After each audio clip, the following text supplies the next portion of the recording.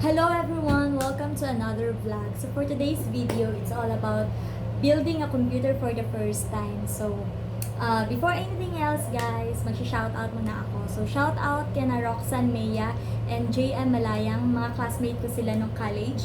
And then mga dati kong workmate kina Sir Rod Medina and Chanel, ang gwapa og sexy na ako nga katrabaho sa SM before.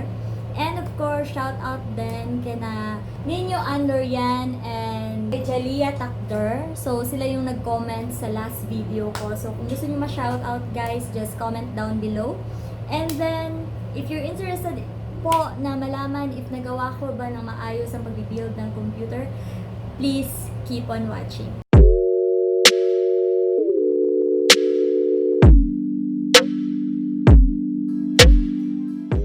First, put your motherboard into a plain surface. I-install natin ang mga pwedeng ma-install habang di pa natin ipinapasok ang motherboard sa case para mas mapadali ang process.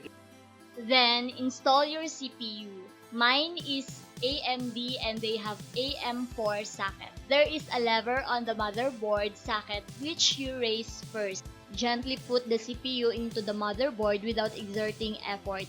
Make sure to line up the processor to the socket.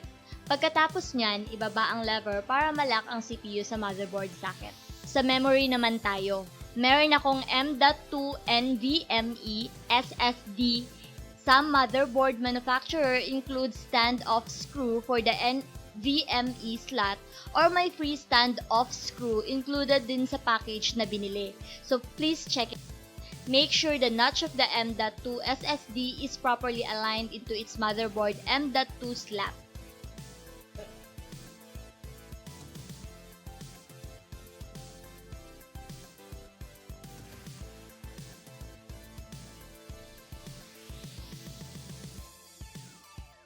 After installing the M.2 memory, install the RAM. Please read the manual of your motherboard manufacturer kung saan ang proper alignment ng RAM nyo. Gently push the RAM until the latch is locked. After that, install the I/O shield of your motherboard into your case.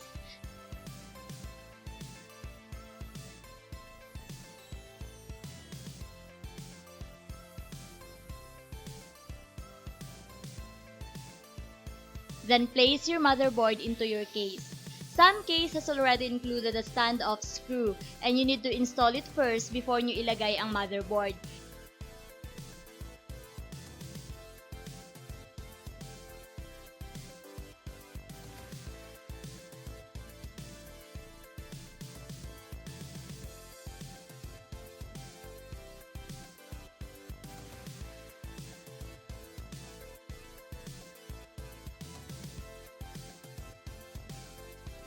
Screw your motherboard thoroughly.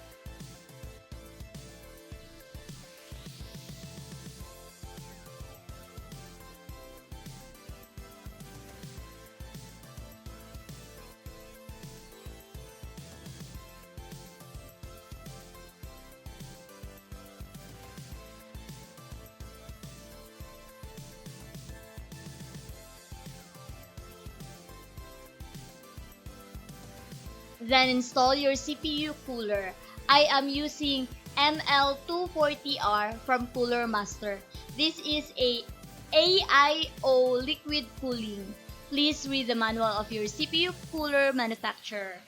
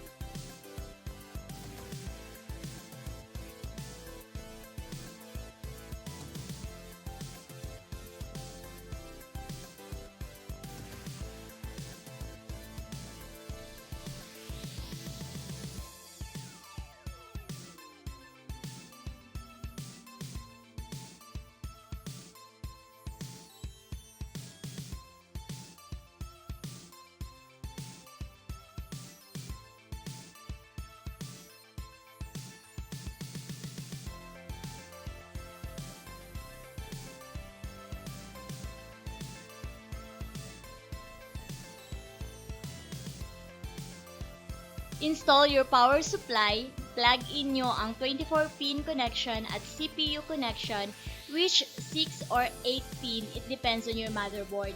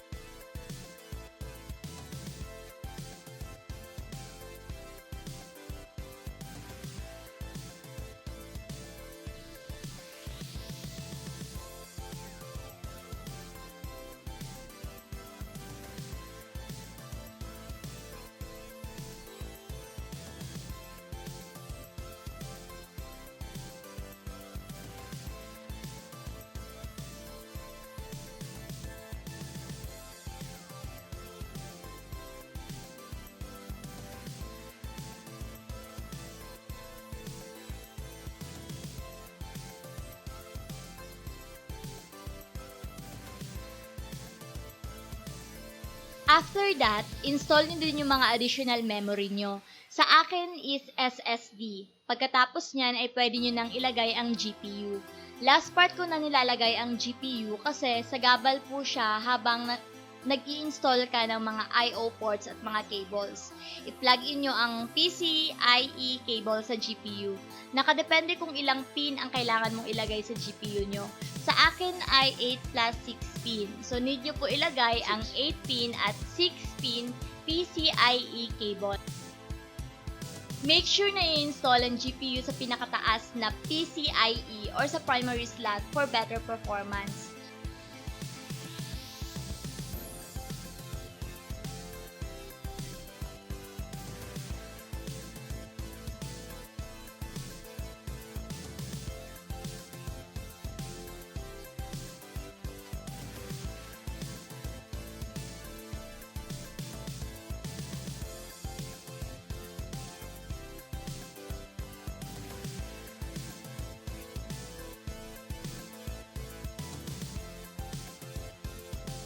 Bago nyo i-close ang front and side panel ng case nyo, make sure to turn it on first to make sure that all is working fine.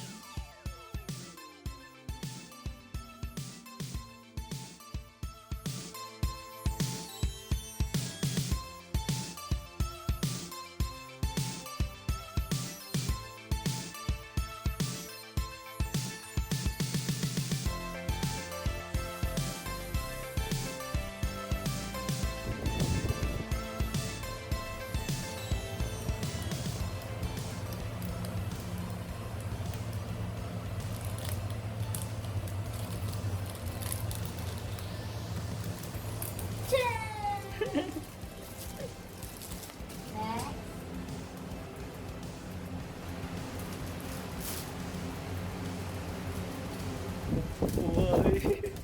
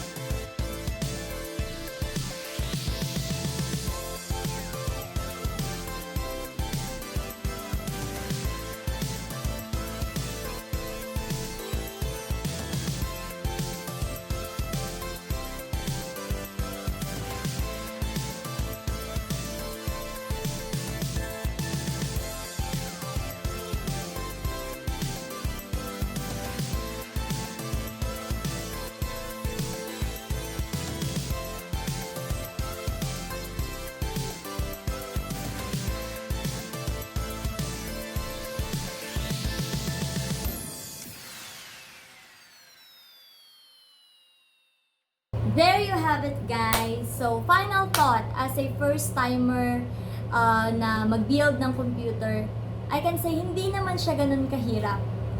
Sabi nga nila, Google is your friend. Meron naman ding manual. And if you know someone na kaya kang turuan at mag-guide sa'yo, go for it.